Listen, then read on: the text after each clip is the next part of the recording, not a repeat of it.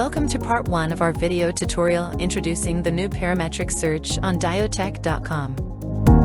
Select the article family from the main menu, then a table with all the products, their properties and parameters will show up. Click on the properties to filter the articles in the table.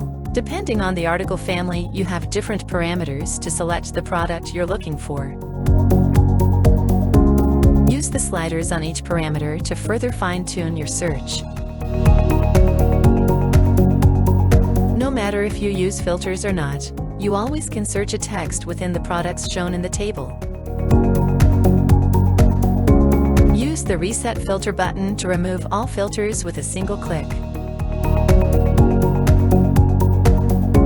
You can open the product info page or directly download the PDF datasheet. Thanks for watching. Part 2 will be coming soon.